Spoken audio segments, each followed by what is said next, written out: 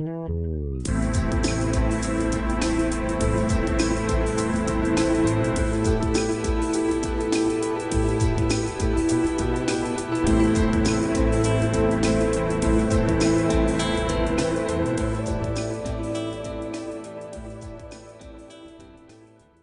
I'm Terrence McNally. Welcome to Freeform, a world that just might work. And I'll be speaking today about the election with Rob Johnson, Executive Director of the Institute for New Economic Thinking and host of the podcast Economics and Beyond. And you can learn more at INET Economics. That's Institute for New Economic Thinking, INET Economics. That's all one word, .org. On Freeform, we explore the lives, the work, the ideas of individuals that I suspect have pieces of the puzzle of a world that just might work. We look at politics, environment, economics, science, health, culture, all based on the fact that I believe we can do better, and I want to find out how. The show streams weekly on the Progressive Voices Network on TuneIn.com, and podcasts are available anytime, anywhere at Apple Podcasts, Spotify, most major podcast sites, and at my site, terrencemcnally.net, TERRENCEMCNALLY, Terrence McNally, all one word, .net. Rob Johnson and I are now making a habit of recording conversations soon after our elections. We did it in 2017, 2020, and 2022, and we're at it again today. In my intro in 2020, when the election had yet to be called, but it appeared Biden would win, I wrote, and now I'm just going to write, I'm going to read you a bit of what I wrote 4 years ago when I was afraid of Trump, squeezing in. And of course, it applies in spades now. So in 2020, I wrote, Biden may win, but it saddens and sickens me that this election can be close. And I feel the dread weight of the possibility of Trump's winning bearing down on me. Trump, the Republican Senate, and the Republican governors have, for the most part, proven unfit. If you're not a member of the cult, if you're not someone willing to attend a super spreader rally, this was during the pandemic, how do you vote for a guy who has failed so completely handling the virus relative to other countries? That, to me, was the headline at that point. We face some big challenges. Global health of humans and the rest of nature, climate change, nuclear war, gross inequality. And for the 4 years of Trump, we have ignored or aggravated most of them.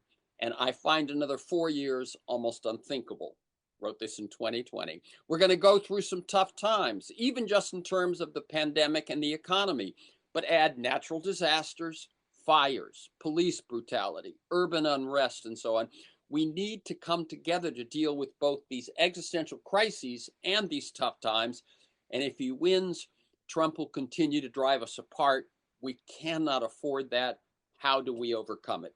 So that's what I wrote in 2020. Today, I want to leave most of my responses for the conversation, but let me just say a couple of things. One, I often accurately accused Donald Trump and his allies of projection. Now, in psychology, this is defined as the tendency to ascribe to others feelings, thoughts, or attitudes, and I think actions too, present in oneself. They loudly condemn Democrats, for example, usually with no basis in fact, for doing what they themselves actually do. Here's my projection. Running up to the election, I assumed that there were millions of Americans who felt as I did, exhausted by Trump and the chaos, anger, and negativity that surrounded him.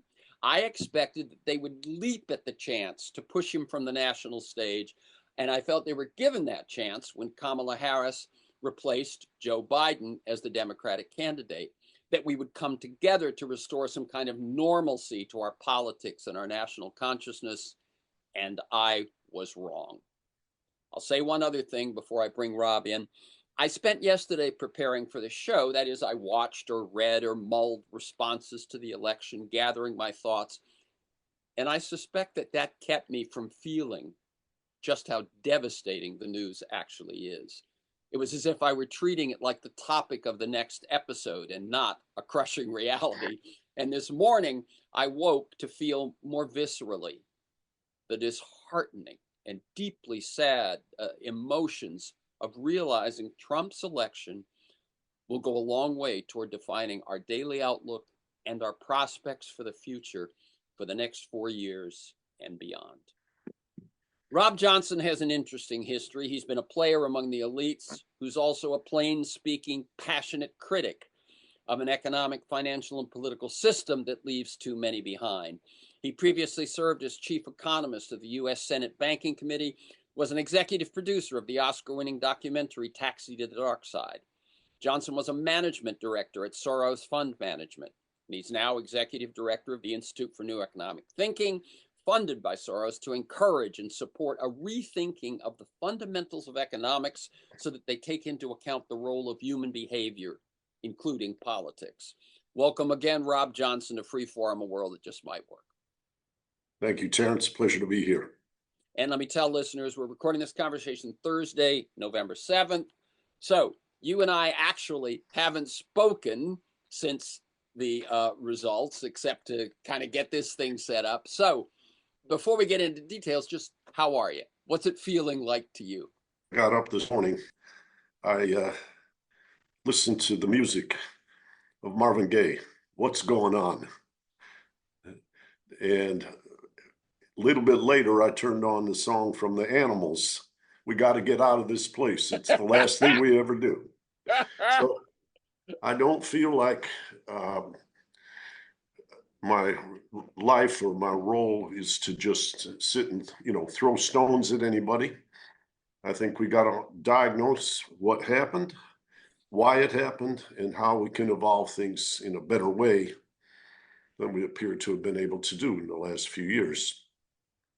I think there's a lot of surprise in this, in that the polls in the days before looked like it was nip and tuck, and then almost all of the swing states, including Wisconsin, Michigan, and Pennsylvania, ended up on the Trump side of the finish line.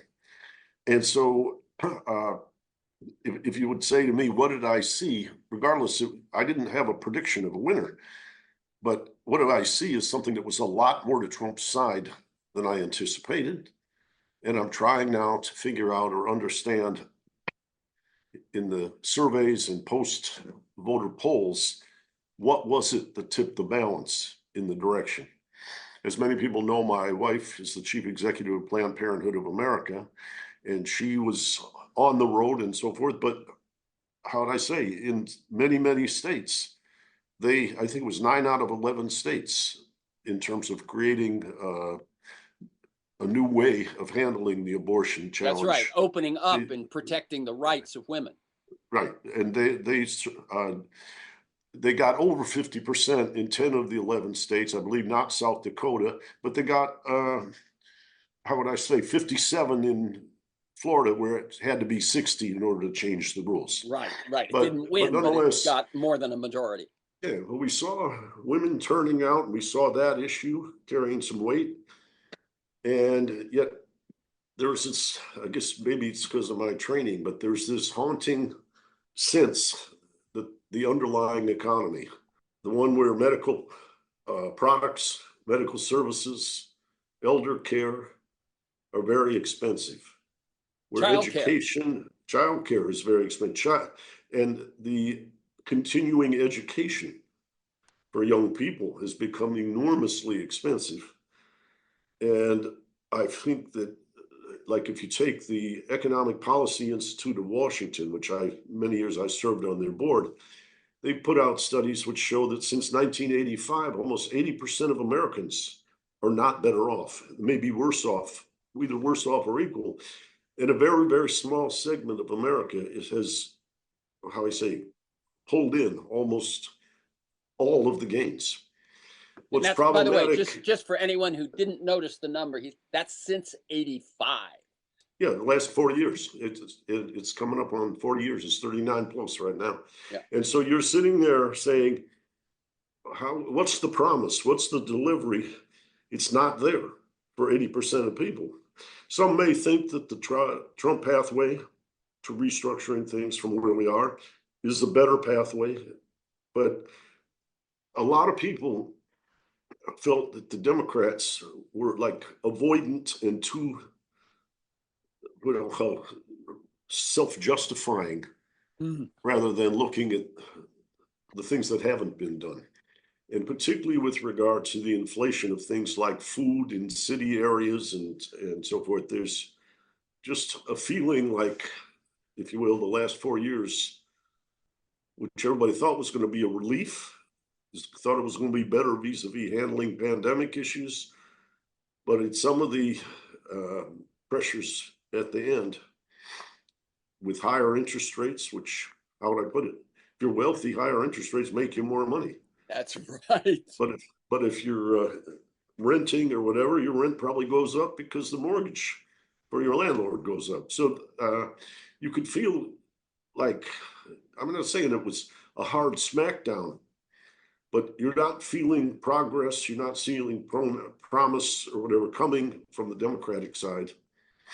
And the one thing that I will say, I've often thought, both in 2016 and the present, and this probably comes from my growing up in Michigan, where lots of people don't trust the federal government. But Trump says the system is broken, the system is rigged, and I'm going to help you fix it. And whether he will or not is a different question. But that promise is suggesting, what you might call, whatever he does with the remedy, the diagnosis is something they agree with. I'm not building up. I'm not moving forward. My kids aren't getting to a better place. And I saw, for instance, David Brooks wrote a story in the New York Times this morning, kind of saying these people who are in the legislature and leaders have to understand that the way this vote played out is essentially a vote of no confidence in the establishment. And while many people are concerned about Donald Trump's lawsuits and convictions and lots of things, there are people who are skeptical about how the government treats them, who believe that that's what you might call the K Street inner beltway bubble, trying to intimidate and smear Trump because he threatens them at a time when a lot of the public thinks we need profound change in how governance operates. So I think we're in a tumultuous time. I worked with my friend David Smick this year last year and this year on a movie called America's Burning. Is this the second Civil War that's out on all the channels like Disney and Apple and Amazon Prime now? But we played it at a few things like Tribeca Film Festival and other things, and it really seemed to resonate with people. Michael Douglas did a beautiful job as the narrator, and he was very passionate about understanding that there's a lot at risk now. Is a very important thing to do to preserve the principles of democracy, to follow the Constitution and what's going on in the trenches. And I mean, people that participate in this movie, people like Alice Rivlin, like James Baker, all kinds of people who, in my years of working on the Hill, which was in the 1980s, these were bipartisan people. Right. They worked together. You know, Bill Bradley was in Pete Domenich's office when I worked with him very frequently. John Hines, no longer with us, but he was an extraordinary individual. Jake Garn. When I'm working for Bill Proxmire, I never had a sense that we weren't on the same team. It was like there were 100 people. We have our differences about this and that, but we know we're there to help the country together. I think things in the post-Newt Gingrich and Trent Lott eras, and then now with the, you call it like the sharp elbows of Donald Trump, have frightened a lot of people about whether that cohesion can be regenerated and we can move forward together. Okay, let me offer a few things. One, I'm just going to go back to the very specific thing of abortion rights. One of the things that, as you point out, it did very well, but the numbers, this is what was so strange. Someone pointed it out on MSNBC last night. The numbers for abortion rights and protecting reproductive rights were almost the same as the numbers for Trump in those states. 57% for abortion protections in Florida, 56% for Trump. And it went like that all the way. And you go, how can that be? We assumed that those propositions, ballot propositions, would not only protect reproductive rights if they won, but that they would pull people to the polls who would vote against Trump.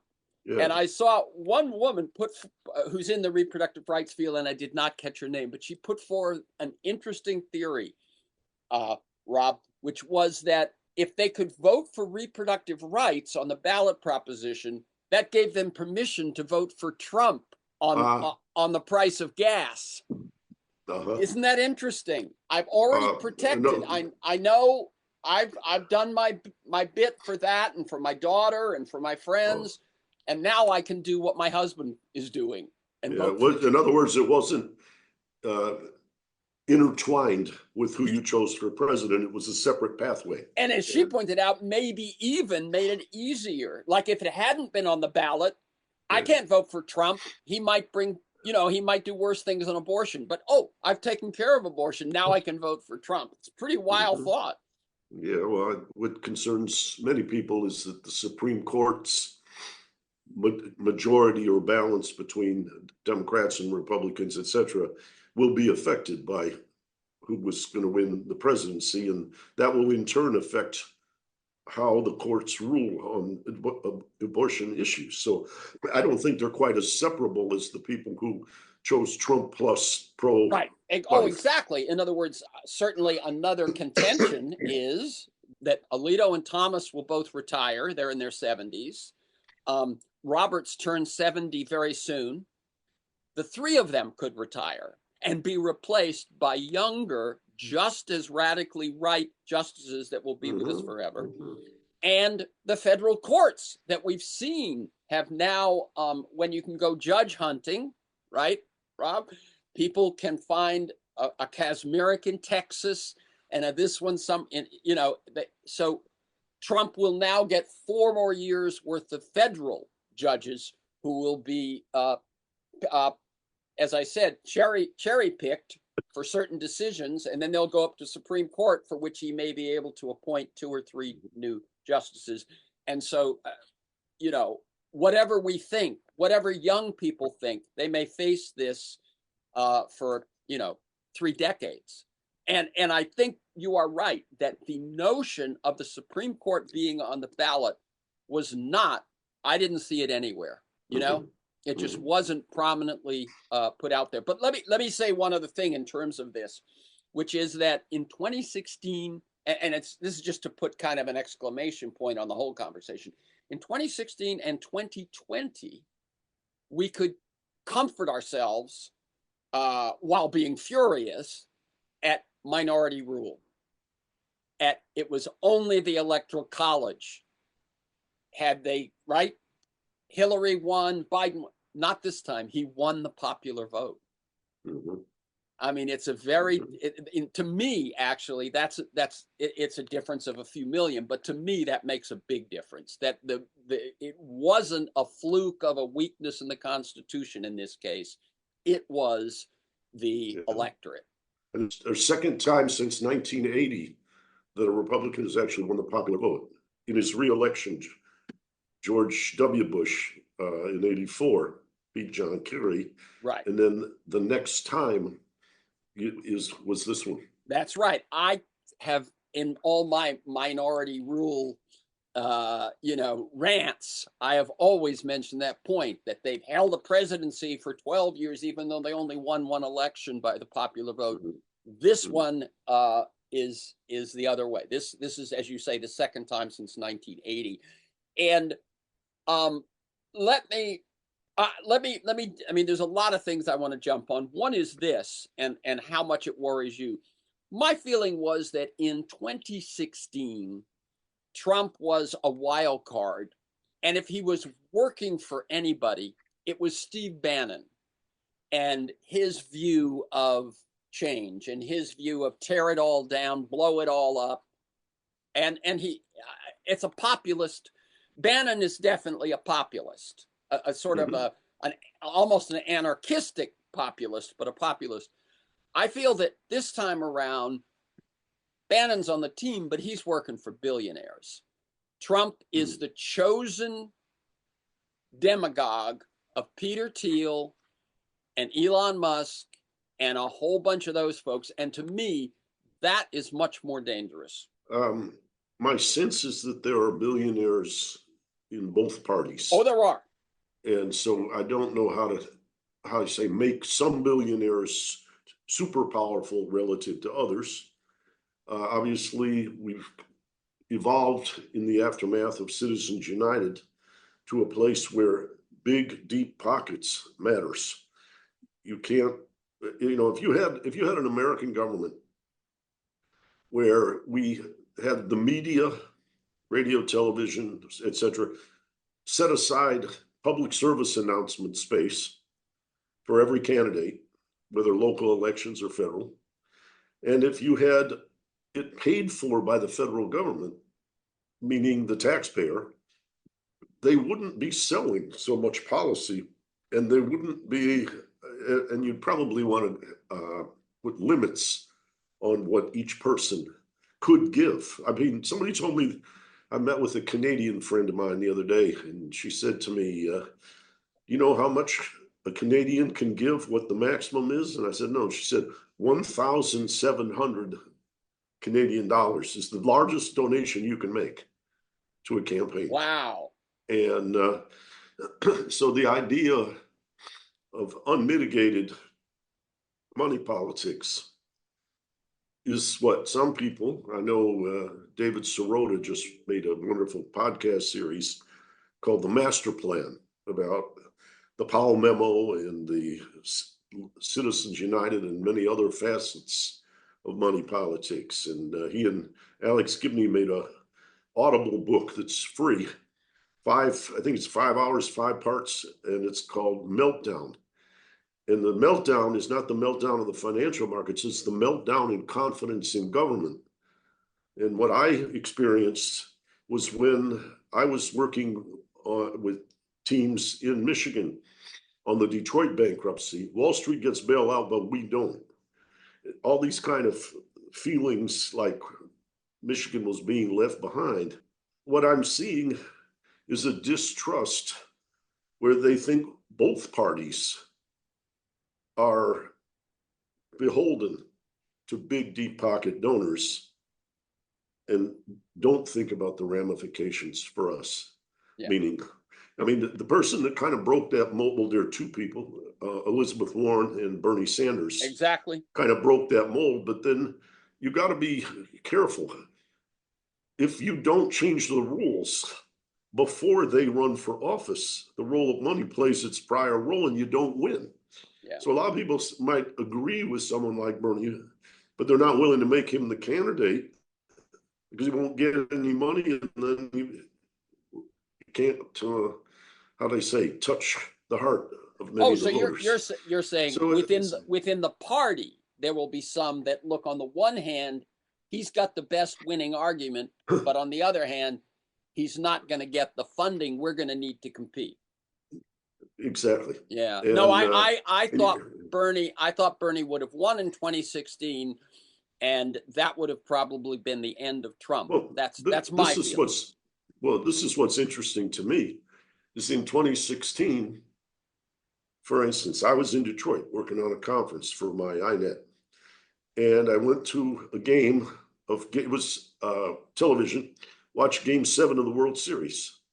This is when the Cubs were playing Cleveland, and they hadn't won since 1904. A bunch of my high school friends were all telling me, well, Trump came here and he talked to the Economic Club of Detroit.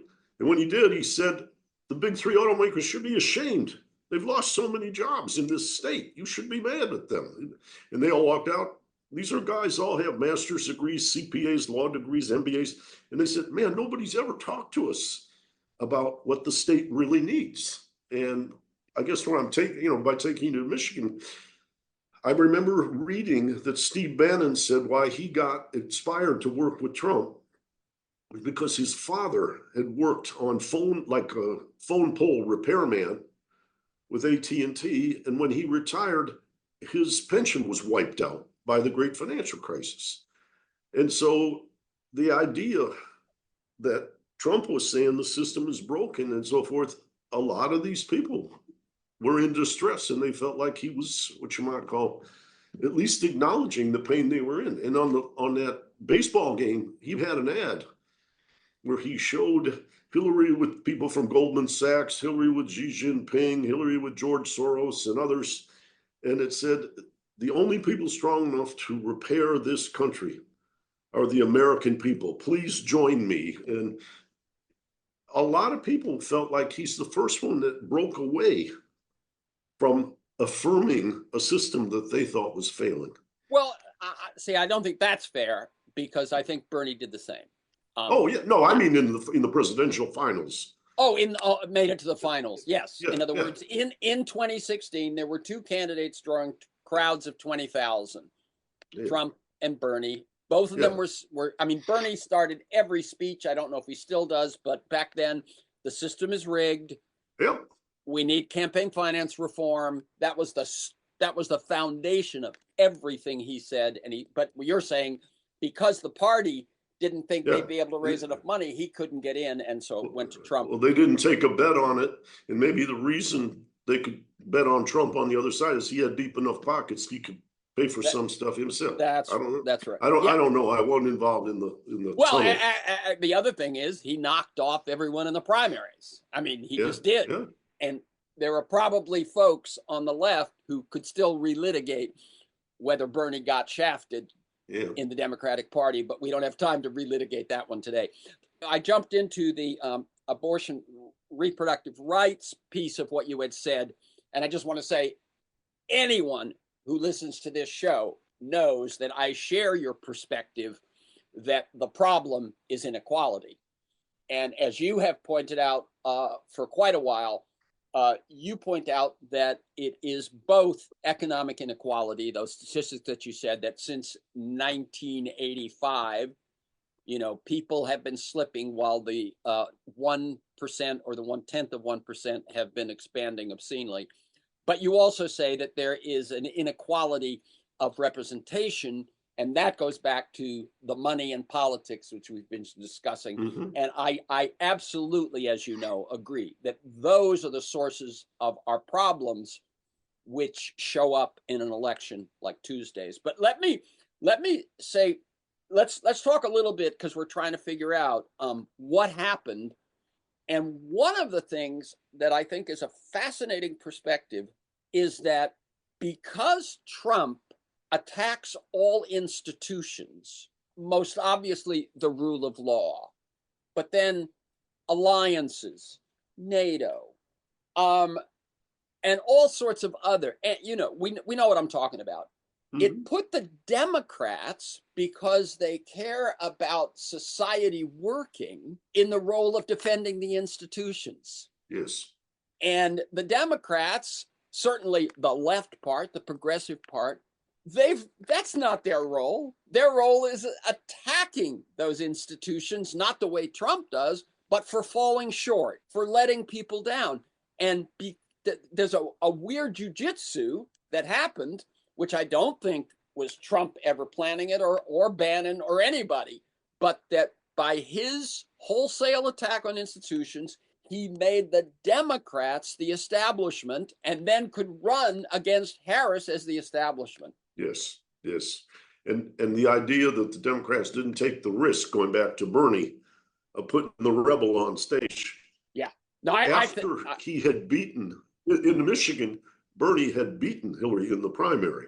That doesn't mean you get the nomination, but I'm just saying a whole lot of the people in that Rust Belt feeling unrepresented. It was very, very... I mean, after that one, I had my usual response, which is, I feel like I wish I could hire another party to represent me, because the Democrats always fall short. Now, what's interesting is this time around, I felt, given what Biden had done by hanging in, I felt they did the best they could do. I thought Kamala Harris ran a very strong campaign. And so I didn't have that same feeling of, God, if only I had another party. But then as I reflected, Biden's decision to hang in, I think, is point number one. Whether we could have beaten Trump in this election in any case, given, let me say two things, Rob. One is, and I'll let you respond to the first one first, but I felt like towards the end that Trump's message was, if you're angry about something, vote for me. By that, I mean, it almost became down to, he was only going to your gut. And if you're angry about your job, your rent, your wife, your whatever, gay people, another race, whatever you're angry about, vote for me. Now, would you basically say, and I don't think it was because I have a solution even. I think towards the end, it was just, if you're angry, vote for me. In a country like this, if you can get the angry people, you've probably won. Well, it depends on the time, but in this era, the angry people, the people who are haunted, people who live in urban areas that are worried about nuclear war between the US and Iran, or the US and Russia, or whatever, and they don't feel like their angst is being attended to. And if to say we did a good job, meaning with Joe Biden, passed his prologue, was not going to create the emotional energy, that's right, to get them the majority. It couldn't compete with that gut approach. Yeah. And the other thing, I mean, you said in those urban areas where in those rural areas where the only income is prisons and hospitals, yeah. right? And the hospitals closing down, and the Democrats aren't so hot on the prisons, it's. So the other thing I was going to say is that I do want to play, just for a second, if I may, the scenario of Biden drops out earlier. Okay? Biden drops out as soon as he passes. He says, I got to make sure that we've passed these few pieces of key legislation. So maybe it's not a year and a half before, maybe it's a year before, maybe it's 9 months before, but he drops out. And then we have the process. We have primaries, we have debates, we have a convention, and we end up with Gretchen Whitmer, or Pete Buttigieg, or Gavin Newsom, or Josh Shapiro, or Kamala Harris. But any one of them destroys Trump in a debate. And from the start of the campaign, they've been tested in primaries. And the big thing that tells us is this is a change election. Yes. Which Harris, when I look at where Harris failed, it looked to me like she's running a great campaign. I've often said that Americans love charismatic optimists. Reagan, right? Clinton, Obama, John Kennedy. Yes, it's what it's. Yeah. And I thought, here she is. She's a charismatic optimist. Good. But wrong moment. That charismatic optimism had to have as the basis of it this feeling that we need to change. Well, could a member of the incumbent administration ever be a change candidate? I think it's impossible.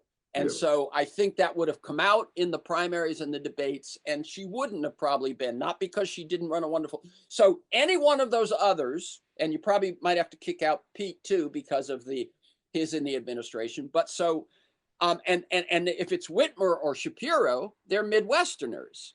So that's even better than Newsom. But they go in, and from the start, Trump's the old man. Trump's the past. This is the future. And it's about change. And I think that would have made all the difference. Your thoughts? Yeah, I think, first of all, are you willing to vote for past as prologue, given the temperament of the American people? And we've learned a lot about it in the last couple of days. No. And so if there had been primaries, then everybody would have been tested. That's and right. The ones that had demonstrated the vitality would then go to the finals. That's right. The other piece of that is that I think it's hard to say we're the American people and we picked the candidate we're running, when it looks like the Clintons, the Obamas, Nancy Pelosi, and Chuck Schumer picked who they wanted. which many people will say is protecting the things they've created in the past when they were in power, that are what frustrated us and why Donald Trump knocked down the wall and won in 2016. By the way, And I in the will electoral counter. college. I do think that's true. But the counter is, on the other hand, Biden was running along based on his own his own determination. And the people, it wasn't just the Nancy Pelosi, the people sort of said, wait, we need another candidate. Yeah, and they got that. So there was, on the one side, it was a party being responsive to its people. But on the other side, it was being picked by the elite. And so, you kind of, but and what I think about that there's a little bit of pain that I feel, because I've met Kamala 2 or 3 times, and I think she is a well-meaning person who works hard, is ethical, is honest, and I don't think she was part of the dirty laundry, but we didn't separate her so she could demonstrate her ethics and integrity and imagination as though it was hers. She was still enwrapped as the vice president, and that's and right. I think, and then I would take one other thing, which would be to say that you could pretty much say that Trump had the 4 worst years of his life while he was out of office, right? I mean, the accusations, the charges, the trials, the everything, right? And you could say that Biden-Harris, given the opposition in Congress, had a remarkably successful 4 years. I mean, they were finally putting forward some of the Bernie, Elizabeth Warren proposals and miraculously getting them passed. Mm-hmm. But Trump did better in 24 than he did in 2020. And it seems to me that it's not a mystery exactly, but that's the biggest kind of, he had the worst 4 years. The Democrats had one of the best 4 years, and yet he does better. It seems to me it has to at least be, putting aside the thing we said before, is that I think every election now may be, from here on out, a change election. Mm-hmm. We may never, the incumbent used to have an advantage. I think now, something to do with social media, something to do with that may not be the case, and that you always are on the defense. So that was always an issue. But how the Biden and Harris had failed so miserably to communicate the story of what they were doing in the positive direction, which we all, if we were watching closely, saw why that never penetrated. I mean, do you have, I think part of it is that they assumed the spokesman for the administration's good deeds would be Biden, and he wasn't up to it. So they kept, why he didn't do a Super Bowl interview, why he was why he was in the basement, as Trump would say. That may have been it, but it still seems amazing to me that you could send all that money to red counties and red congressional districts and get no response, no respect for that, how you could do all these positive things. And so it seems to me, and that she couldn't do it either. I even was thinking, Rob, a series of commercials that were short and looked like a game show, right? Maybe even 30-second commercials. And they basically are saying, what is inflation? And using a fun kind of thing, figure Will Ferrell or Keenan, the Keenan, is it Thompson? You know who I mean, the guy on Saturday Night Live, hosting this game show in which you point out, wait a minute, you mean the president isn't responsible for inflation? What do you, and you kind of tell people, and you do it in a fun way, and you do it for months, so that by the time the campaign comes around, people actually might know that there was nothing a president could do about it. I just think, but I think this failure of communication, that you can do good and not get it out. I don't think anything was more important in this election. Yeah. And you can be what I'll be retrospectively respectful. We did a lot of good, but we're not done. We got a lot more to do. I, I think Making you new could. promises and shifting I think gears. I think you could even have. I would have been very interested in an up. You know how the right accuses the Democrats of wanting to apologize to the Japanese, to the Native Americans, and so on. How about a public apology for NAFTA, Yeah, where yeah. you come right out in last year's State of the Union or whatever, and you say, both parties did it and we were wrong. And we're going to pass legislation with the help of Republicans to begin to make up for what we did to you.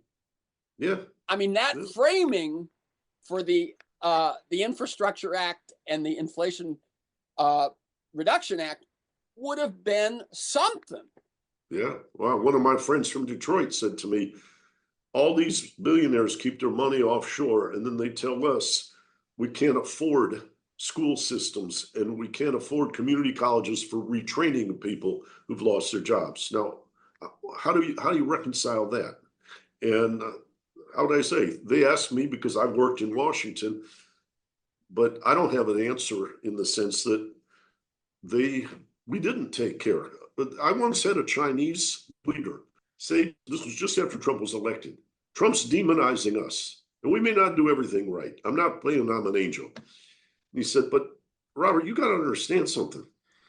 When your country has a committee that recommends to the Senate that they should pressure the Chinese to make their exchange rate appreciate, what happens is lobbyists for all the big companies that have plants in China go give donations to the Senate leaders to stop them from voting for that. And he said, free trade can make everybody better off and nobody worse off. We were a big country. We are 4 times the size of population of America. When we started this integration, we were 1/40th of the per capita income.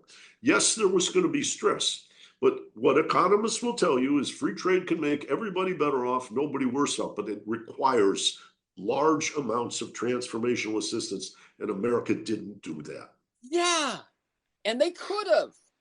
Yeah, But yeah, I mean, and you know, we will. I think all the histories that will be written of the last 50 years, that'll be one of the big questions: is why a party who had been really born in a way in the New Deal, right? I mean, there was a Democrat, but why that couldn't see that this was another New Deal, and yeah, that people to reckon with the changes that were going to be good for everybody, they had to, as you say, deliver transition, transformation, all those sorts of things. Now, there are people who are talking about the clean energy transition. Economist Robert Paulin, you yeah, probably yeah. know I his know work, about, yeah, and he's done analysis for many states, including California. What would we do if we want to move people out of fossil fuel and into clean tech? Well, it doesn't pay as much. So we actually supplement their income and train them so that they go into a new job and they don't feel the bite of of the economy. And it's like, of course, and that should have happened with globalization. yeah. The other thing that Bannon makes a big deal of, and that and George Packer writes about in that book that he wrote about the four narratives, Mm-hmm. you know the one I'm talking about, is that the even I was looking at Kamala's speeches, her concession speech and her final closing argument, and she talks about America as an ideal, a set of ideas, and to someone like me, that works. But Bannon says America is a country. It's a place.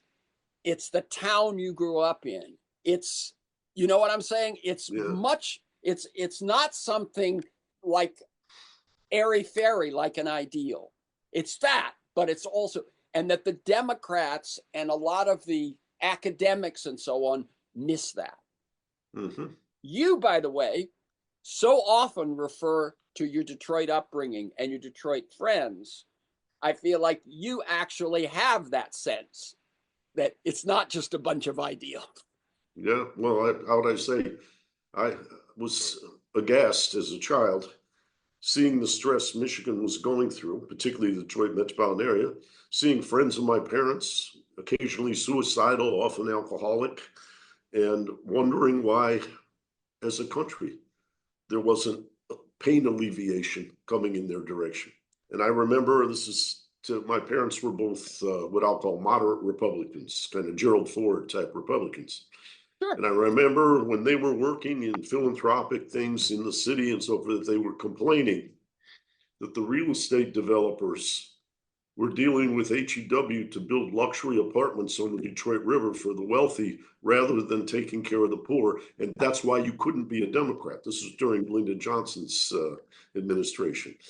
And there was a lot of tension during the 67 riots about Lyndon Johnson wanting George Romney to promise not to run against him for president in order to get the green light to unleash the National Guard to come in and diminish the riots.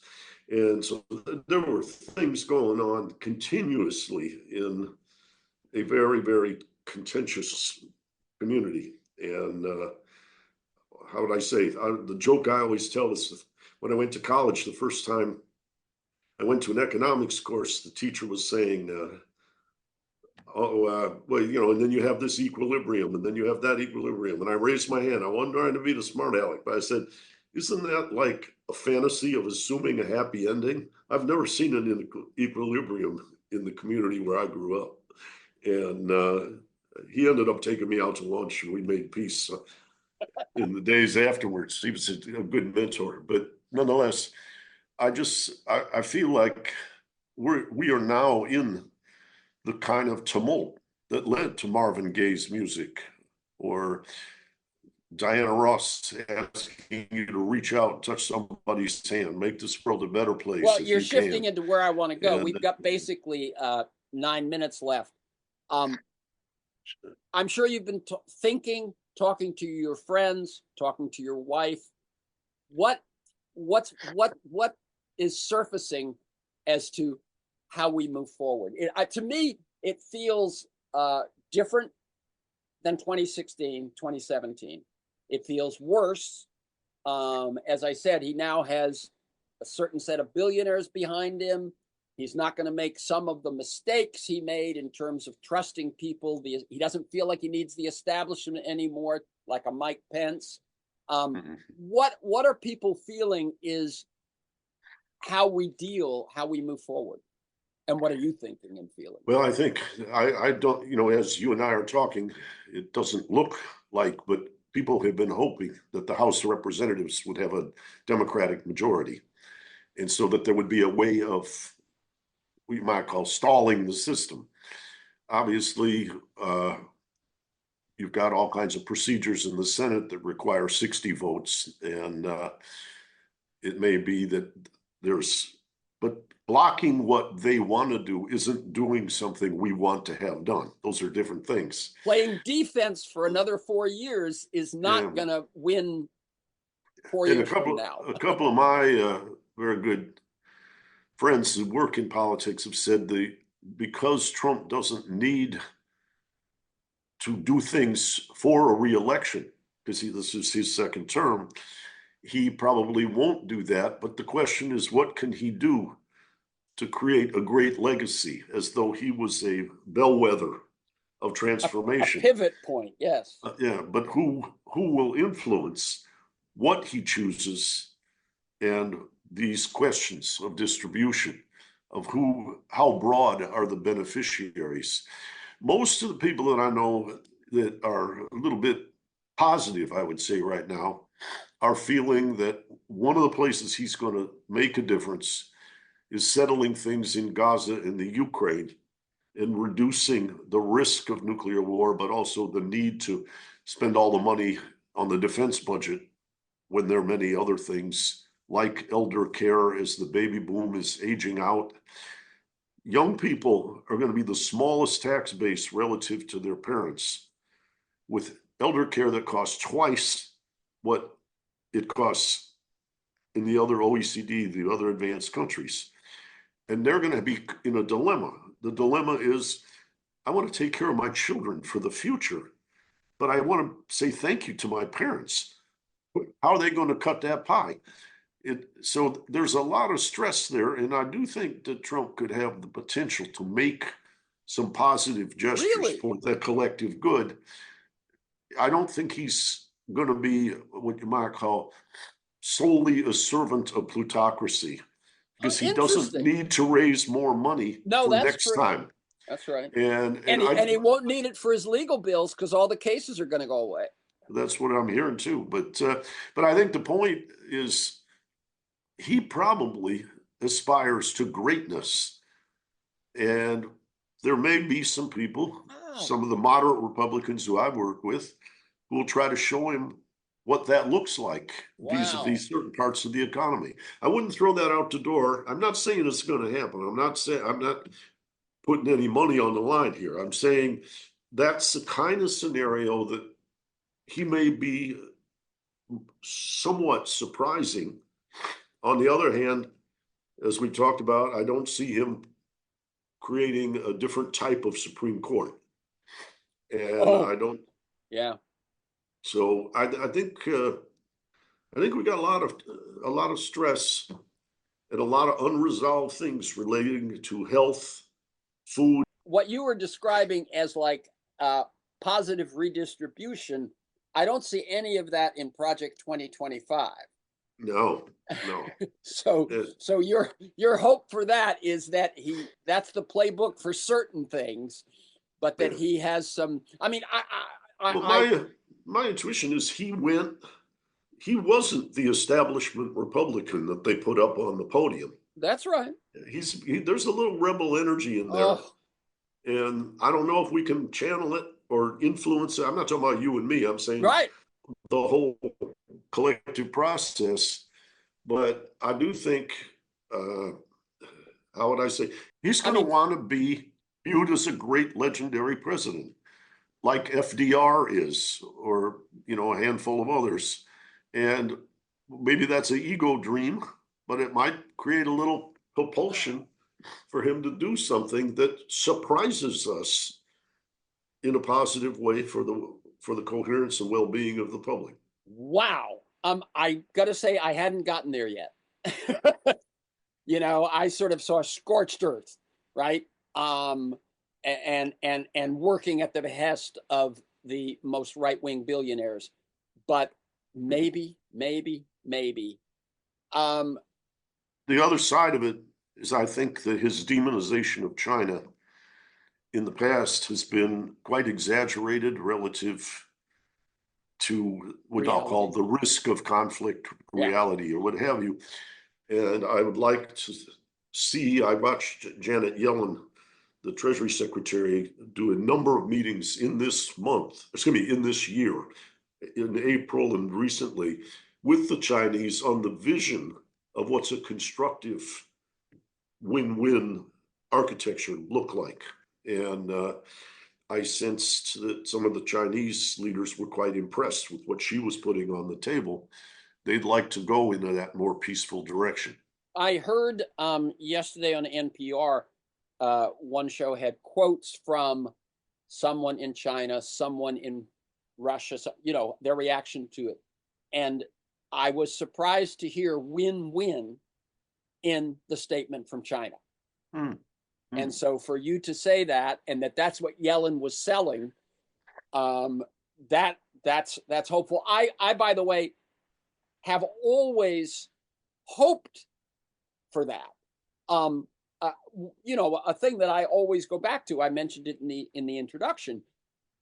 Climate change is not a problem that's going to be solved by competition. It's going to be solved by cooperation. Correct. And nuclear war, and there's a public health, the next pandemic. There are existential crises that humanity faces that Yes.